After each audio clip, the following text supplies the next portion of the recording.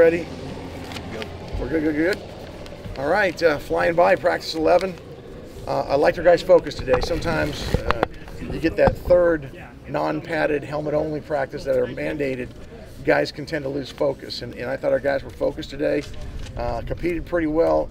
Anytime we're in that situation, we have what we call ghost tempo, or Coach calls ghost tempo, where the offense is supposed to win, and our guys have a hard time with that, so there's a little bit too much contact at times, but they navigated pretty well where no one's getting hurt, and we're still getting good work, so that was good to see. I like the progress we've made. Tomorrow's going to be a really big day for us. A lot of live reps tomorrow.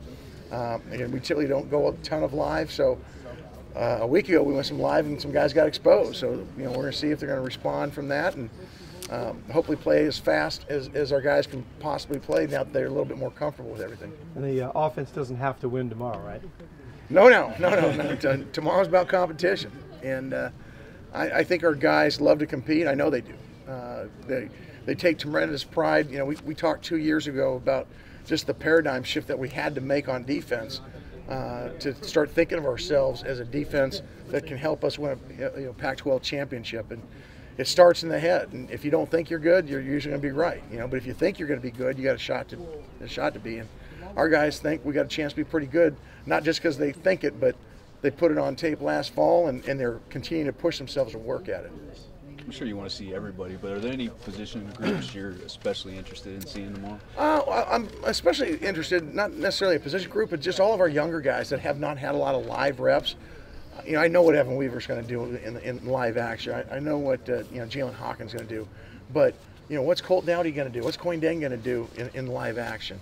What's Daniel Scott going to do in live action? Those guys are going to get opportunities tomorrow to put on tape. Hey, are they guys we can count on now, or do we have to wait a little bit longer for a little bit more seasoning? What have you thought about Coyne so far? Really athletic. He's got a high want to. He can really run. I think he's got some really good position flexibility. Most tall guys struggle inside to sink their hips, just their body's not built that way. But he does a really nice job with it. So he's absorbing and learning the package every single day. Seems to get a little faster and more understanding. So, getting those opportunities tomorrow will be a good evaluation point for him. But I like the progress he's made. He's still an inside backer for the foreseeable future? Yeah, he'll be an inside linebacker, but we're talking about different, rush packages on third down where, we're going to look at sliding him out to be an edge rush guy. I was just saying, one-on-one's did a nice job with that. Sorry, have you made a lot of changes or adjustments from last year, and if so, how are they coming along? Every year is a little bit different, and you try to maximize, who can play what positions. We talk to our guys all the time about job swapping. At the beginning of last year, Tevin Paul and Chinadu Udagu were both defensive ends, but we meet our defensive ends and our outside linebackers together, so as we install things, they hopefully hear what's going on next to them. Week 2 of the season, they became outside linebackers. And slowly through the season, they picked it up and figured it out. But we got some really good reps out of them because guys understand that there's going to have to be job swapping opportunities. This spring, next week, we're going to do the same thing. They're going to go back to defensive end. We're probably going to look at Nick Alfton as a defensive end next week.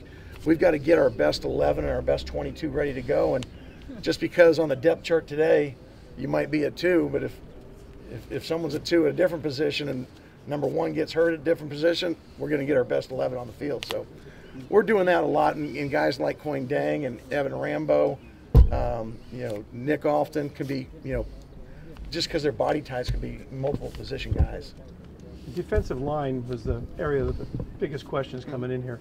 What are you seeing? Are you encouraged by what you're seeing, and who's jumping off the page for you? Well, I like the progress that Luke's made. He's very steady for us. He understands it well. He should be a bell cow for us. Z's coming on. He's starting to become more that guy that we knew 2 springs ago.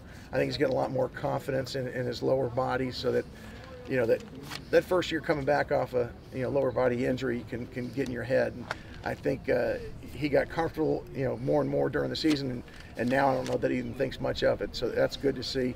CU got dinged up for a couple practices, but he was back in there today, so it'll be a big scrimmage for him tomorrow to see how he handles some live reps in a row. And Eric Nisich has done a nice job. You know, a young guy that redshirted for us a year ago. He's got some good size.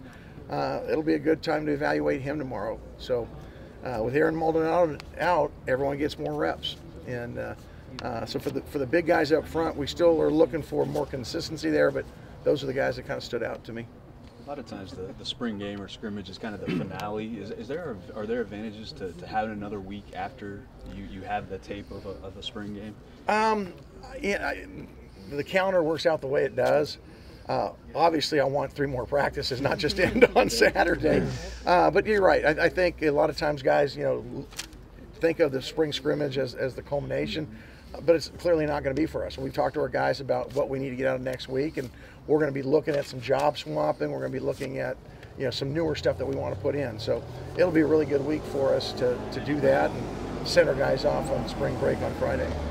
You guys had a couple periods today where the coaches kind of stood back and let the players kind of lead it. Are you seeing some guys kind of stepping up for those player-led practices that are coming up? Absolutely. You know, when we get done next Friday, we can't be on the field with them in these kind of situations until August when we come back to camp. So it's critical that they understand when they run player-run practices, there has to be an efficiency to it. And we wanted to kind of show them what we expect, and then, you know, give certain guys the authority that, hey, he's calling it. There's not going to be 11 guys, no, I want to call this, I want to call this.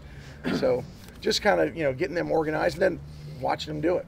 And, you know, have them hold a standard for the defense and hold young guys or older guys to the standard we want them to hold it to. Thanks, Coach. All right, Thanks, Coach. No worries. Good day.